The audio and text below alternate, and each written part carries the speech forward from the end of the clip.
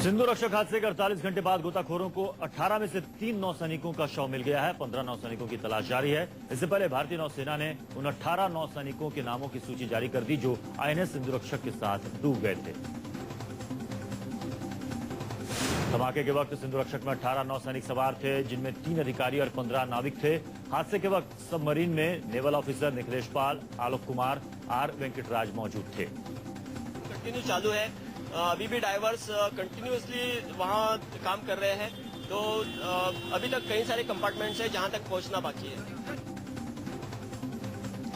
Navy के मुताबिक जिस वक्त सिंधु रक्षक डूबी उस वक्त उस पर राजेश तुटिका, अमित के सिंह, अतुल शर्मा, विकास सिंह, नाथुराम देवरी, मलय हल्दर, विष्णु भी, सीताराम बड़ापल्ली भी सवार थे। सबकी तलाश जारी है। इंडियन नेवी लापता नौसैनिकों की तलाश में रेस्क्यू ऑपरेशन में जुटी है। नेवी के मुताबिक पनडुब्बी के अंदर पानी भरा हुआ है, जिसके कारण गोताखोर भीतर नहीं देख पा रहे हैं। सिंधु रक्षक की हाल ही में रूस में मरम्मत की गई थी। भारत ने 1986 से 2000 के बीच किलो क्लास की ऐसी 10 पनडुब्बियां रूस से हासिल की थी। आईएनएस सिंधु रक्षक की बैटरी कंपार्टमेंट में फरवरी 2010 में आग लगी थी, जिसमें एक नौसैनिक मारा गया था।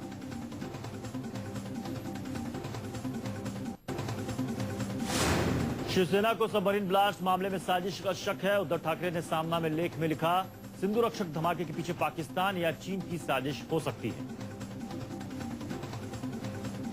सुप्रीम कोर्ट ने आईएएस अफसर दुर्गा नागपाल के निलंबन मामले पर दायर अपील खारिज कर दी है। वहीं दुर्गा का समर्थन करने पर दलित लेखक कमल भारती की गिरफ्तारी मामले में सुप्रीम कोर्ट ने यूपी सरकार को नोटिस भेजा है। 4 हफ्ते में जवाब देने का हुक्म।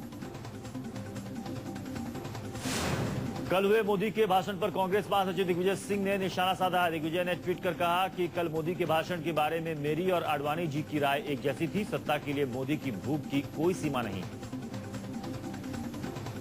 मोदी पर दिग्गी के वार से बौखलाई बीजेपी। शाहनवाज हुसैन ने कांग्रेस को चुनौती देते हुए कहा कि अगले चुनाव में देश की जनता बता देगी कि सियासत का खलनायक कौन है। दिग्गी पर मोदी के ट्वीट बम के बाद नकवी मोदी का बचाव करने उतरे। कहा, मोदी ने जो कहा वो देश की जनता की आवाज है। जनता दिग्विजय सिंह को जवाब देगी। दिल्ली एनसीआर में आज सुबह तेज बारिश के बाद आम लोगों को जबरदस्त परेशानी हुई। स्कूल, कॉलेज और दफ्तर जाने वाले लोगों को जाम ने रुला दिया। राजधानी में जगह जगह पानी भरने से ट्रैफिक जाम हो गया। बारिश के बीच मेट्रो ने भी दिल्ली वालों को परेशानी में डाल दिया है। नोएडा द्वारका रूट पर 20 मिनट की देरी से चली मेट्रो।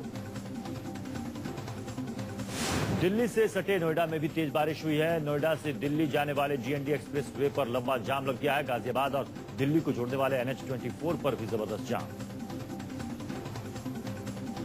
दिल्ली एनसीआर के अलावा उत्तर भारत के कई इलाकों में भारी बारिश हो रही है। जम्मू कश्मीर के मैदानी इलाकों में भारी बारिश हो रही है। जम्मू के गुल और महोरे में 6 लोग बारिश में मकान ढह जाने से मारे गए हैं। तेज बारिश और भूस्खलन के चलते जम्मू श्रीनगर हाईवे लैंडस्लाइड की वजह से बंद कर दिया गया है। उधमपुर में भी भारी बारिश से जनजीवन अस्त व्यस्त हो गया है। झेलम नदी का जलस्तर बढ़ने के बाद श्रीनगर और आसपास के इलाकों में बाढ़ का अलर्ट जारी कर दिया गया है। पुंछ और राजौरी जिलों में बाढ़ में फंसे 24 लोगों को सुरक्षित निकाल लिया गया है और 200 परिवारों को सुरक्षित स्थानों पर भेजा जा चुका है। जम्मू में पिछले 2 दिनों से जारी बारिश की वजह से सभी नदियां और तालाब उफान पर है। जम्मू उधमपुर रेलवे लाइन भी लैंडस्लाइड की वजह से बंद कर दी गई है। महंगाई से जूझ रही देश की जनता की जेब पर ट्रिपल अटैक हुआ है। जहां एक तरफ सोना 30,000 को पार कर गया, वहीं रुपए में रिकॉर्ड गिरावट दर्ज की गई है। रुपया डॉलर के मुकाबले 62 तक गिर गया है। वहीं सेंसेक्स में भी जबरदस्त गिरावट दर्ज की गई है। अंतर्राष्ट्रीय बाजारों से मिले खराब संकेतों के चलते घरेलू बाजारों में गिरावट देखने को मिली। सेंसेक्स 450 अंक गिर गया। वहीं निफ्टी में भी 150 पॉइंट की गिरावट दर्ज की गई। वहीं निफ्टी में भी 150 पॉइंट की गिरावट दर्ज की गई।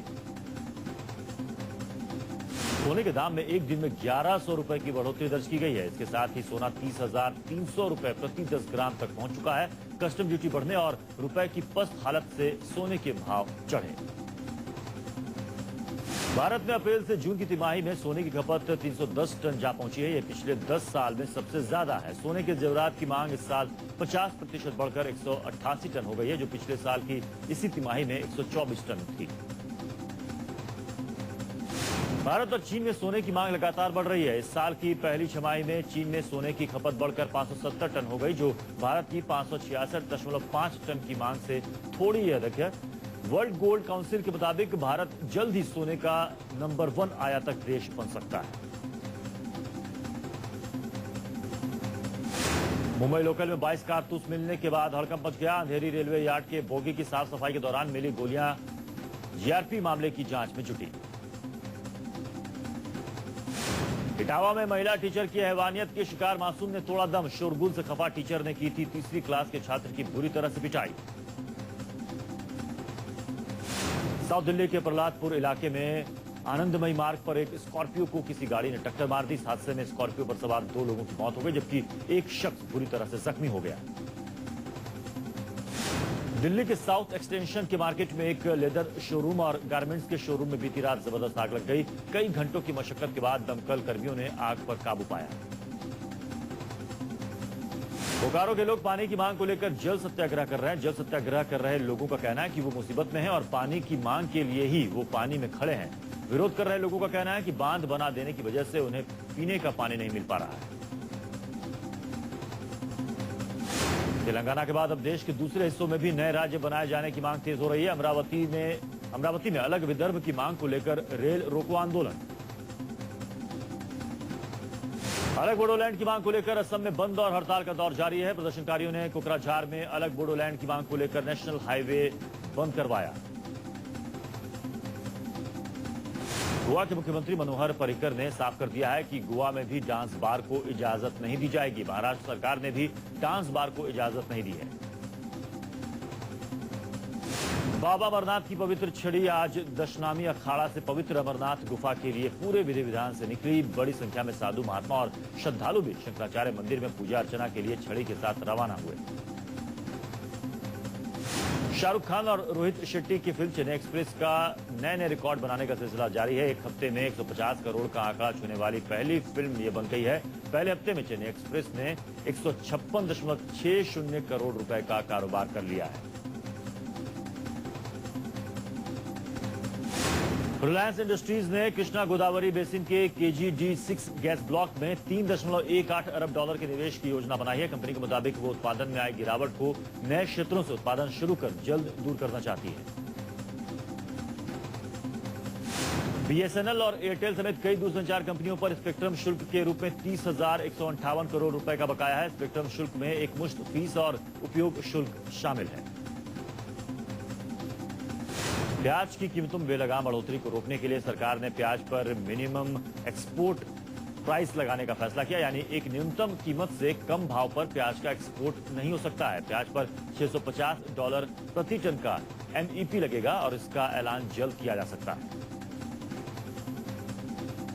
2013 की दूसरी तिमाही में दुनिया भर में बिक्री के मामले में स्मार्टफोन ने फीचर फोन को पीछे छोड़ दिया और इस दौरान स्मार्टफोन की बिक्री 46.5% बढ़कर 22.5 करोड़ पर पहुंच गई। वहीं दूसरी ओर फीचर फोन की बिक्री 21% घटकर 21 करोड़ इकाइयों पर आ गई। मोबाइल फोन यूजर्स को जल्द ही कॉल के लिए ज्यादा पैसे चुकाने पड़ेंगे। कुछ ऑपरेटर्स कॉल रेट 15% से ज्यादा बढ़ाने की तैयारी कर रहे हैं। टेलीकॉम कंपनियां प्रॉफिट बढ़ाने के लिए ऐसा करने जा रही हैं।